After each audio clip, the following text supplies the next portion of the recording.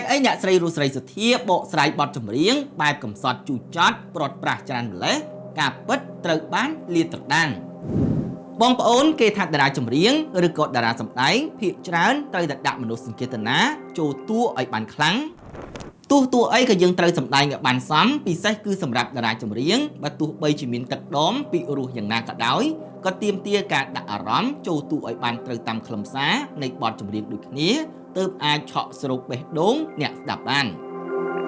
សម្រាប់វីដេអូនេះខ្ញុំនឹងជម្រាបបងប្អូនខ្លះៗពាក់ព័ន្ធនឹងរឿងជីវិតរបស់អ្នកស្រីរស់ស្រីសុធាដែលជាតារាចម្រៀងដ៏ល្បីល្បាញមួយរូបនៅក្នុងអំឡុងទសវត្សរ៍ឆ្នាំ60និង70និងជាដៃគូចម្រៀងជើងឯកដ៏ឆ្នើមបំផុតរបស់អន្តរាជសម្លេងមាសលោកស៊ិនស៊ីសមុទ្រកំពូលតារាចម្រៀងអ្នកស្រីរស់ស្រីសុធាមានកំណើតកើតនៅថ្ងៃសុក្រខែកត្តិកឆ្នាំចដែលត្រូវនឹងថ្ងៃទី6ខែវិច្ឆិកាឆ្នាំ1946នៅភូមិដំណាក់លួងឃុំគគរស្រុកបាត់ដំបងនៃខេត្តបាត់ដំបង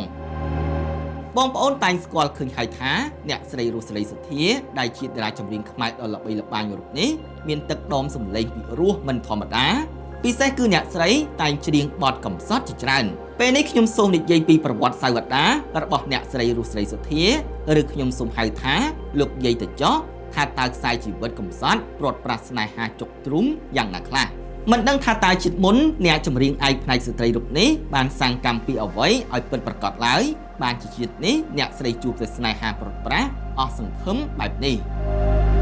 ដោយជីវិតពិតរបស់អ្នកស្រីនោះគឺតែងតែបង្ហូរទឹកភ្នែកដំណើរគ្នាពេលច្រៀងជានិច្ចជាការពិតកវីនានាតែងតែនិពន្ធទំនុកច្រៀងកំសត់វិនិយោគសោកការឲ្យអ្នកស្រីច្រៀងដោយយល់ថាសម្លេងរបស់អ្នកស្រីស័ក្តិសមនឹងបទចម្រៀងដែលមានន័យបែបផែនទាំងនេះក៏ប៉ុន្តែមិនត្រឹមតែបទចម្រៀងកំសត់ប៉ុណ្ណោះទេសូម្បីតែជីវិតរបស់អ្នកស្រីរស់ស្រីសុធាក៏វេទនាព្រាត់ប្រាសព្រោះស្នេហាដោយខ្លឹមសារចម្រៀងទាំងនេះឯង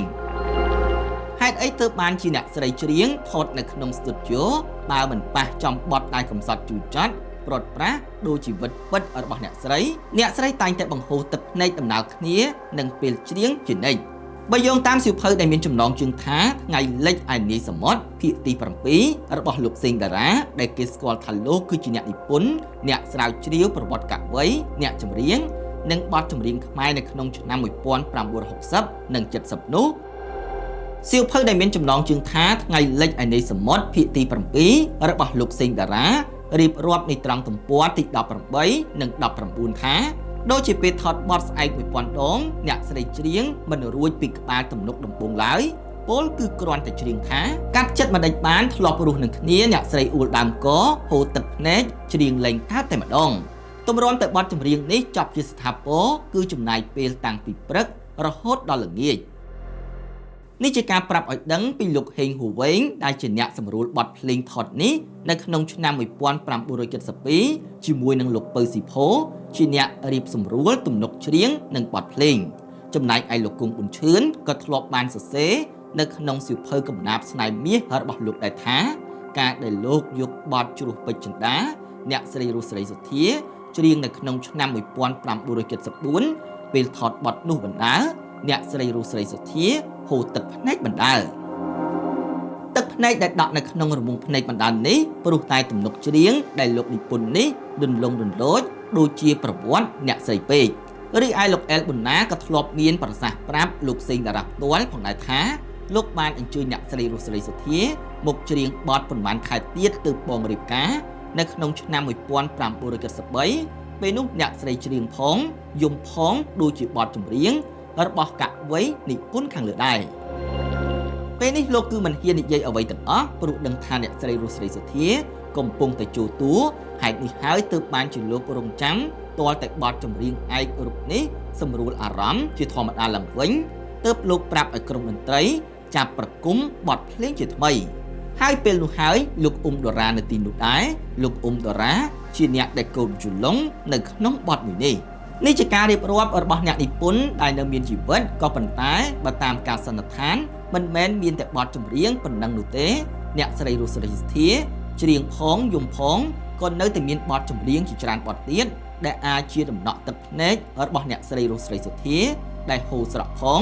បើជាបទកំសត់ដូចជីវិតពិត របស់អ្នកស្រីផងដូចជាបទថ្ងៃលិចអូនស្រណោះដែលនិពន្ធដោយលោកមិត្តសខុនបទស្រីណាមិនយំដែលអ្នកនិពន្ធដោយលោកប៉ៅហូនិងបទសល់តែទឹកភ្នែកដែលនិពន្ធដោយលោកគឹមសំអែលជាដើមប៉ុន្តែអ្វីដែលយើងអាចបានដឹងច្បាស់ហើយថាបទចម្រៀងរបស់លោកគឹមសំអែលដែលធ្វើឲ្យអ្នកស្រីរស់សេរីសុទ្ធាច្រៀងផងយំផងនោះព្រោះភាគច្រើននៃបទចម្រៀងរបស់កវីរូបនេះភាគច្រើនជាបទប្រពៃណីដែលរៀបរាប់ពីស្នេហាកំសត់ព្រាត់ប្រាសស្ទើរតែទាំងអស់ដូចជាសម្លេងខឹមឈឹមត្រូស្គរចបីបូកជាមួយនឹងទំនុកក្រៀមក្រំរបស់លោកគឹមសំអែលពិតជាអន្លង់ទឹកភ្នែកអ្នកចម្រៀងរូបនេះបានយ៉ាងងាយជាទីបំផុត